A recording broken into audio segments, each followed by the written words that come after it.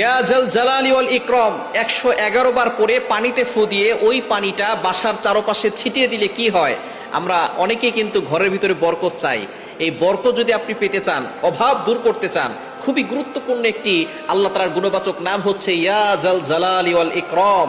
আল্লাহ পাক রব্বুল আলামিনের এই গুণবাচক নাম করে দোয়া করলে আল্লাহ তাআলা সেই দোয়াটা কবুল করেন। এটা আল্লাহ তাআলা নিজে বলে দিয়েছেন। কোরআন খুলেন 9 নম্বর পারা 13 নম্বর পৃষ্ঠার 4 নম্বর লাইন, সূরা আরাফের 180 নম্বর আয়াতে আল্লাহ বলছেন ওয়ালিল্লাহিল আসমাউল হুসনা ফাদউহু বিহা।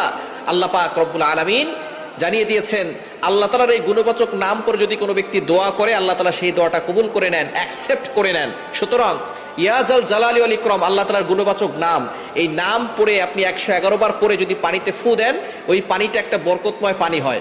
ওই পানিটা খেলে আল্লাহ পাক রব্বুল আলামিন আপনাকে সুস্থতার নিয়ামত দান করবেন। আপনি কল্পনাও করতে পারবেন না, অনেক অসুস্থ ব্যক্তি আছে, কোনো ওষুধে তার রোগ ভালো হয় না।